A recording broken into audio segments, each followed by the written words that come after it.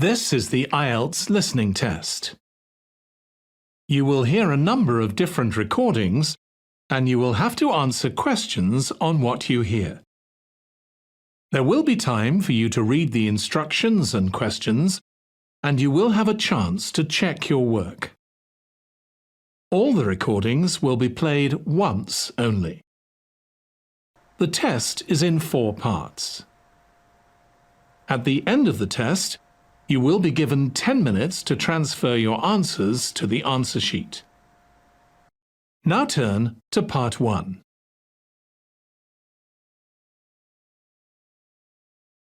Part 1.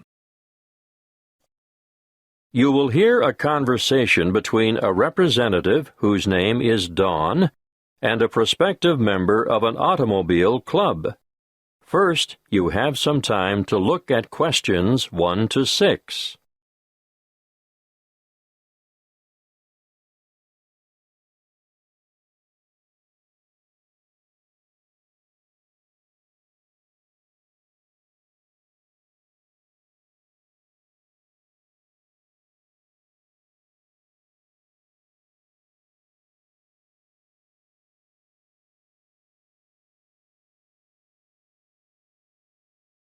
Now we shall begin.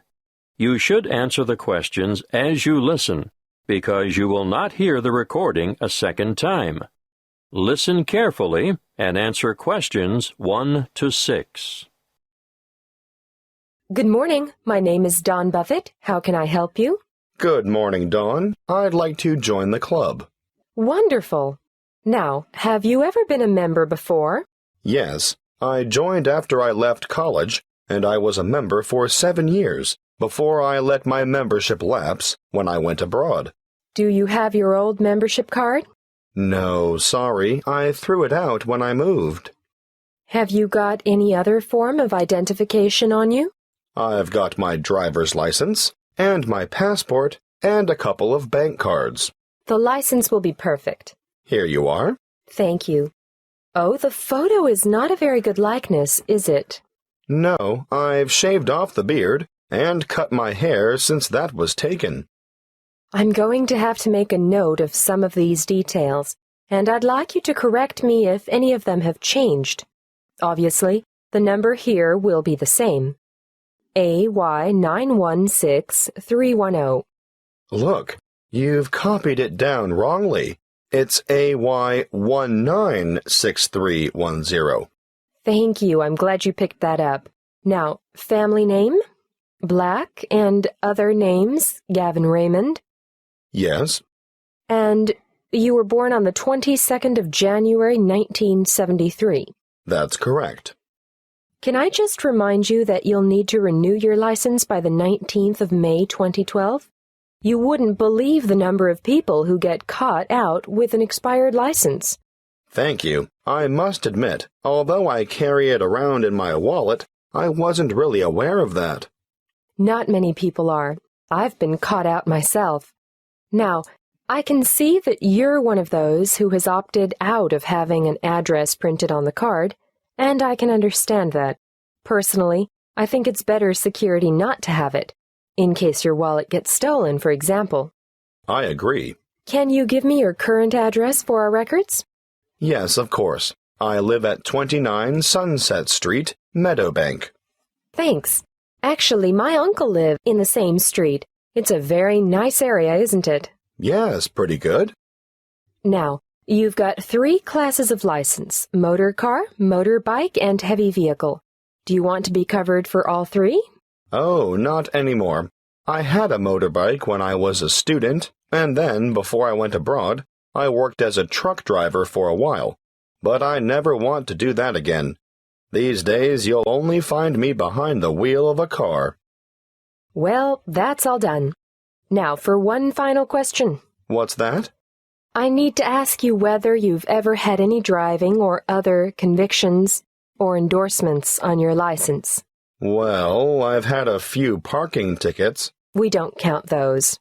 And I haven't had any endorsements. But I do have a dangerous driving conviction from back in 1993. I was young and inexperienced, and going too fast in wet weather and I slid off the road and hit a power pole. Well, I have to make a note of that, but you're lucky. Because it's over 15 years ago, it won't be held against you. Before you hear the rest of the conversation, you have some time to look at questions 7 to 10.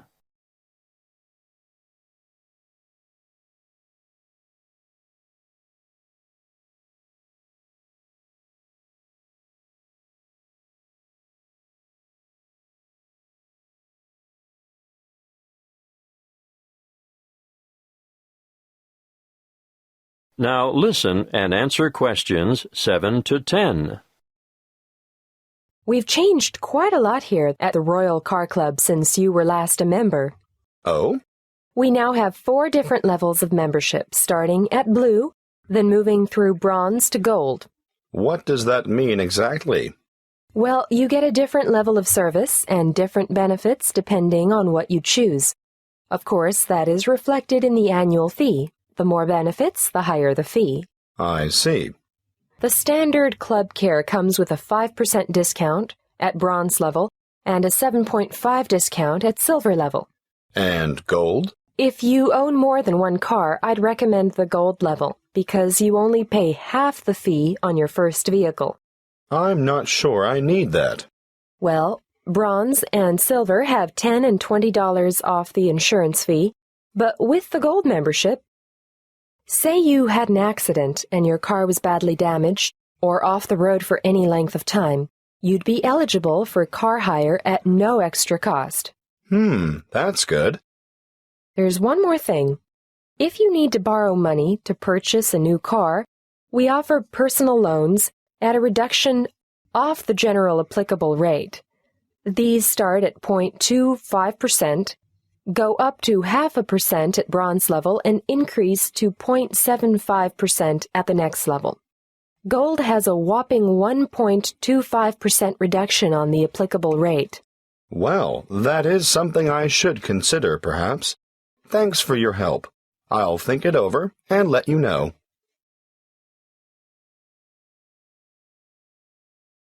That is the end of Part 1. You now have 1 minute to check your answers to Part 1.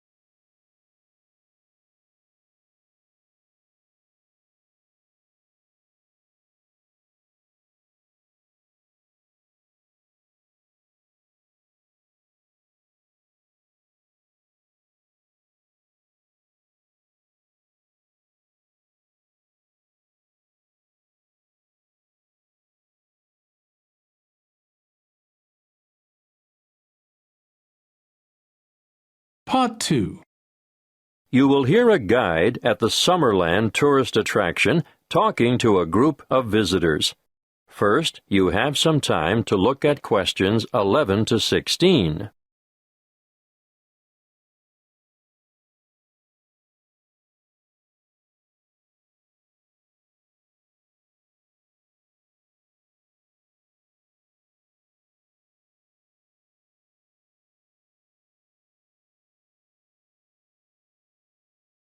Listen carefully and answer questions 11 to 16.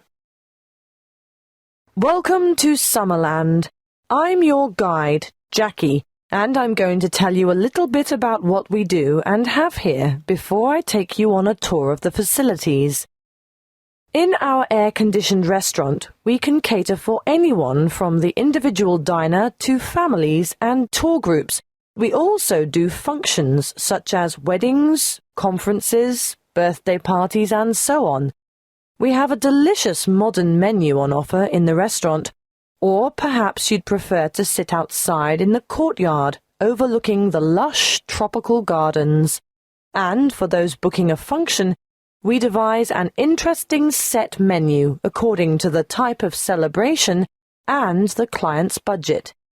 If formal dining isn't what you're after, we operate a takeaway food bar, which has a range of light snacks and refreshments, just the thing if you're supervising children in the playground. The playground and picnic area makes a great alternative to the beach. If you've remembered to bring your bathing suit and a towel, you can cool off in the water spray park. Parents can sit back, relax, and enjoy a coffee while the kids have fun in our fully fenced, shady playground and picnic area. What a way to make the most of the warmth and sunshine we have here in abundance. The older children will love to visit the historic cottage with their parents. This was the original homestead on the property and is now preserved as a museum with an educational DVD and cinema room. You'll find the information center here also, and you'll be able to pick up some glossy brochures to take home with you and show your friends. Don't worry, we have more than enough leaflets for you to take home. Visit the gift shop and you'll find an enormous variety of local products, fine foods and handicrafts on sale. Some say that this is the best displayed and priced shop in the region.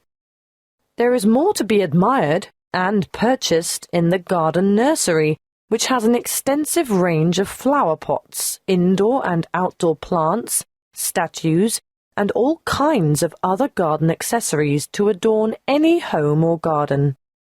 While we're on the topic of gifts and such, I must mention the woodcrafting shed and urge you to take a look at the amazing products that the woodcrafting team produces there. You'll be able to watch them at work and buy anything they've made. The toys they produce are not only original, but some of the finest craftwork you'll ever see. Take your little ones by the hand and keep an eye on them, because they'll want to play with these, but they can't be played with unless they're paid for.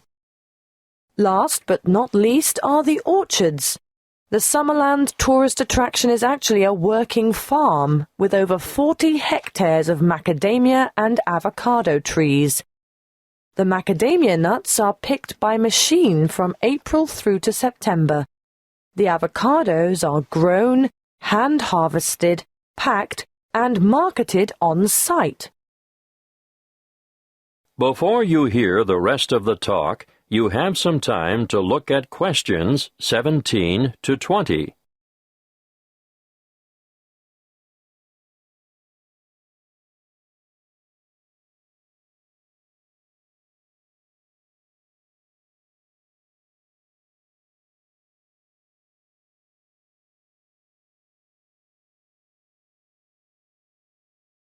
Now listen and answer questions 17 to 20. Now, are you all set for the tour? We'll leave the car park and walk in an easterly direction towards the administration building with the parking spaces outside.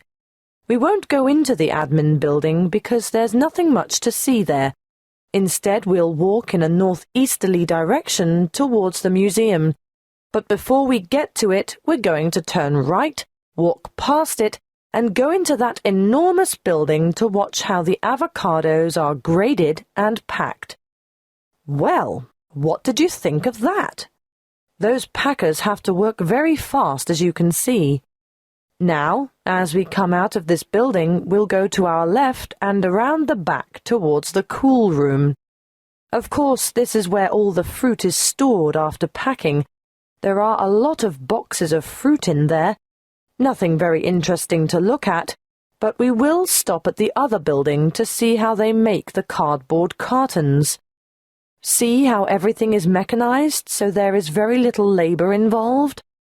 I'm intrigued by how those machines operate, just like clockwork.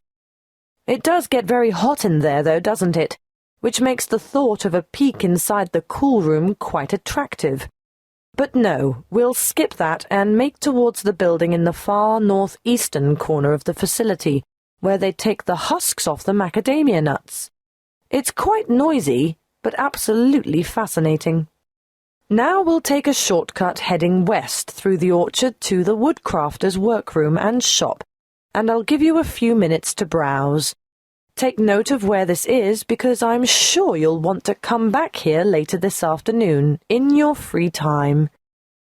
Is everyone still with us?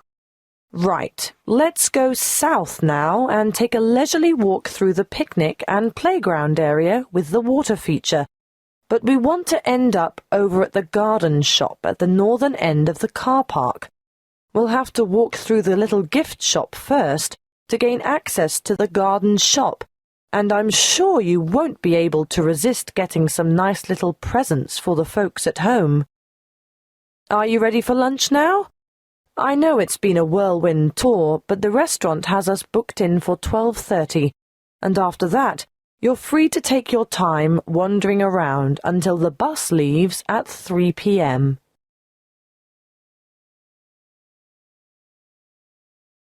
That is the end of Part 2. You now have 30 seconds to check your answers to Part 2.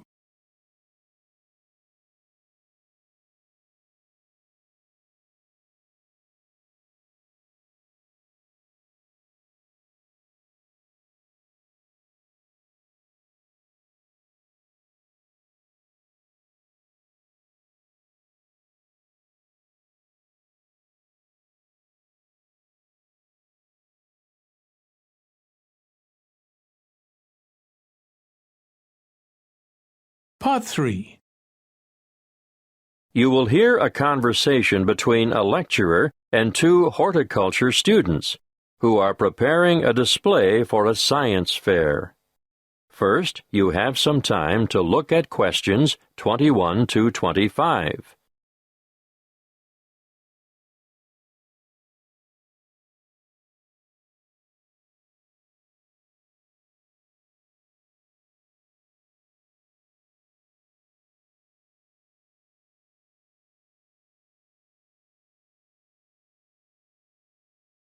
Listen carefully and answer questions 21 to 25. Good morning, Annie. Tony, how are you? Fine, thanks. Well, tell me what you have here. We thought we'd look at different methods of hydroculture. Uh-huh. In the true hydroponics method, the roots are bathed with water and nutrient solution, while support for the plant must be provided above the container. And alternatively? Alternatively, the plants can grow with their roots in a substratum, such as sand, vermiculite, or LECA granules. LECA stands for Lightweight Expanded Clay Aggregate, and vermiculite is... Thank you, Tony. I know what vermiculite is, but you should be prepared to give details about all these things to the visitors. Can you explain what the advantage of LECA is over traditional soil? It's a natural product, manufactured from clay. It's colorful, lightweight, and perfect for allergy sufferers. That's right. Now tell me why. Because it's clean and hygienic, bacteria and soil diseases don't get a chance. Well, you could say that on this chart here, ideal for household plants. And we'll point out that the growing medium itself makes no contribution to feeding, which is provided in solution with the water. Good. Now tell me what you've got here. This is a simple version of the first method, using a wide-neck jar which we've filled with water and nutrients, leaving space at the top. As the roots need to be in darkness, we'll cover the sides of the glass with brown paper later.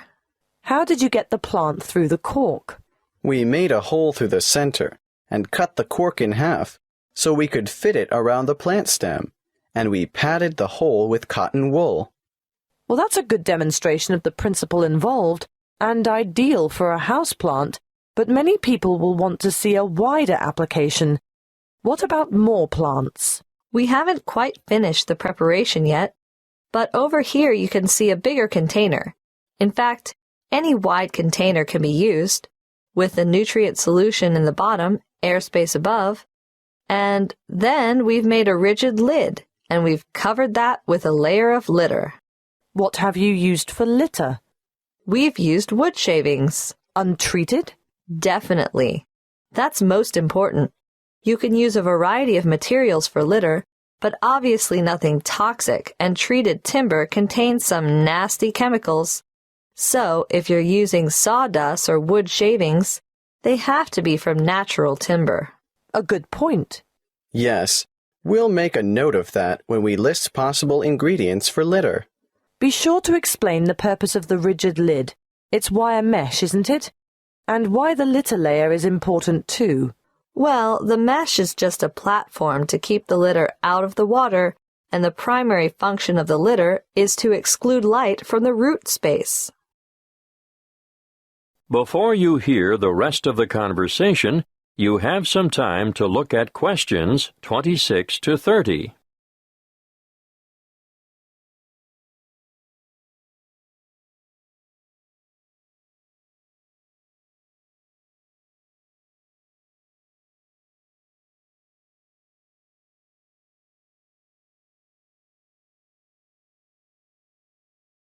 Now listen and answer questions 26 to 30. What you have so far is ideal for the home or office, but what about commercial applications?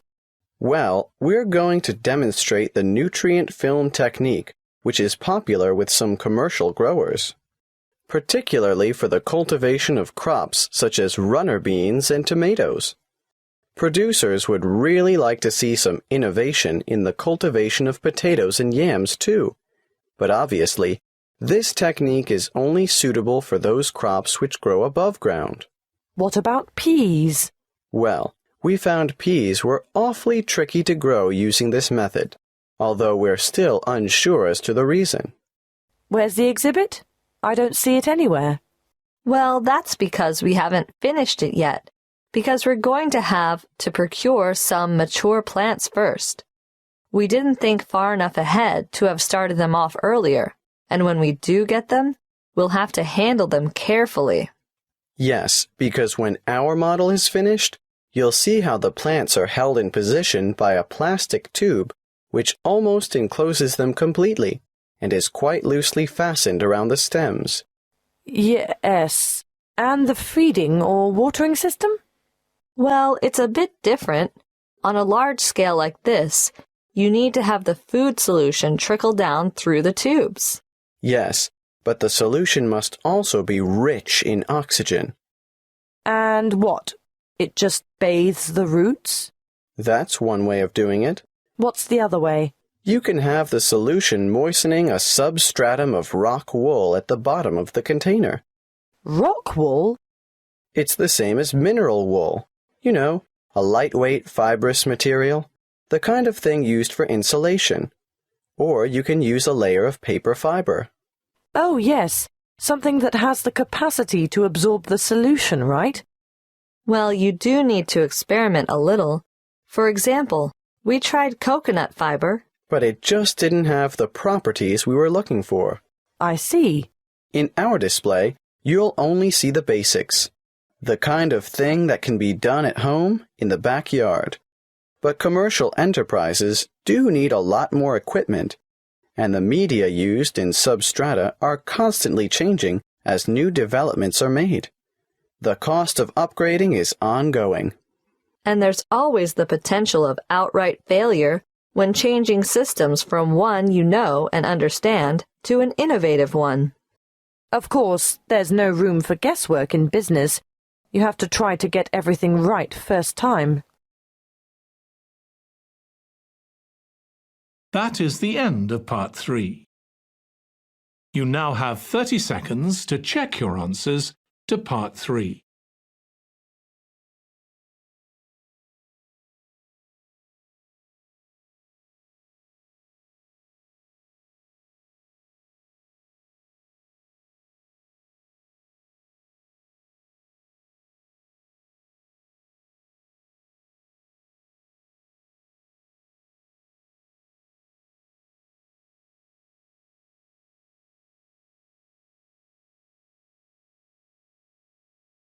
Part 4.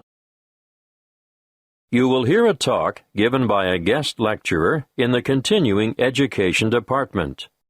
First, you have some time to look at questions 31 to 40.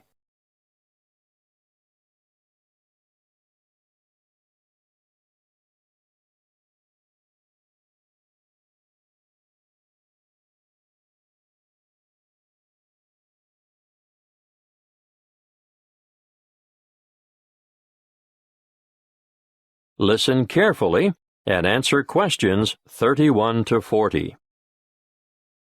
Good evening. I'd like to thank the Continuing Education Department for hosting this series of lectures on people behind the names you thought were fiction. Welcome to this talk on the Grand Old Duke of York. I'm sure you're all familiar with the old nursery rhyme. The Grand Old Duke of York, he had 10,000 men. He marched them up to the top of the hill, and he marched them down again, and so on. But did you know that the Duke of York, immortalized in this popular song, was actually Frederick Augustus, second son of King George III of England and Queen Charlotte? He achieved fame in this way because of the humiliation he suffered at the hands of the French during the Revolutionary Wars at the end of the 18th century. Frederick was born on the 16th of August, 1763, and from the age of 17 he had been trained as a soldier. When war broke out between England and France in 1793, his father, the king, insisted that he should command the British contingent that was being dispatched to Flanders to cooperate with the Austrians and the Dutch. The Duke was a brave soldier, but remember he was only 30 at the time. Not only was he young, but he was also inexperienced in battle, and was unable to cope with the enthusiastic French Revolutionary Army. He was let down by his allies, too, and in spite of the arrival of 10,000 fresh troops from England, his campaigns were a disaster. He was driven out of Dunkirk in September 1793, Flanders in May 1794, and Belgium in July 1794. Finally, during the winter of 1794 to 1795, his army retreated to the border of Hanover, and, with his unsuccessful campaigns over, the Duke returned to England. It was after this military fiasco that the Duke of York came to be, rather unkindly, satirized in song. Would you believe, despite all this, King George III arranged his son's promotion to the position of Commander-in-Chief of the army in 1798, and in the following year he was appointed to command an army sent to invade Holland. Again he was unsuccessful, and this confirmed the general opinion that he was not capable of commanding an army in the field. Nevertheless, the rhyme is a bit cruel and harsh, because it doesn't take into account the nature of the soldiers who served with Frederick. All the blame for lack of success should not have been attached to the Duke alone, because the army he had under his command was made up from what is commonly described as the scum of the earth. This is a somewhat offensive term, used to refer to a group of people regarded as despicable and worthless. Who were they, these ordinary soldiers? Well, they were mostly vicious, brutal ex-convicts, or raw recruits, and elderly men. The officers who commanded them were all untrained as military men. In fact, they were anybody who could afford to buy a commission. But here's the really great thing that, unfortunately, the Duke of York is not remembered for. He realized that this was a hopeless kind of army, and he set about improving conditions in order to recruit higher-quality soldiers. He introduced padres. Are you familiar with the term? No? Well, let me explain. You see, members of the British Armed Forces are generally Christians of one denomination or another, and a padre is a Christian cleric or chaplain who ministers to the soldiers and attends to their spiritual needs, without belonging to any particular grouping within the Christian faith. Now, where was I? Yes, Frederick introduced padres, doctors, and veterinary surgeons to the battlefield. Why vets? To attend to the horses, of course. Remember, we're talking about late 18th century battlefields. He was also the founder of the Royal Military College for the training of officers at Sandhurst. Yes, the very same one where the princes and other members of the royal family receive their military training today. Frederick also founded the Duke of York's School in London for sons of soldiers killed in battle. His name is perhaps better commemorated by this school in Chelsea than by the column that stands at the top of Waterloo Steps in St James's Park. In 1807, the Duke was involved in a scandal with a woman, and as a result resigned as Commander-in-Chief. But he was reinstated in 1811 by his elder brother, the Prince Regent, who later became George IV of England. He continued in this post until his death in 1827. That is the end of Part 4. You now have 1 minute to check your answers to Part 4.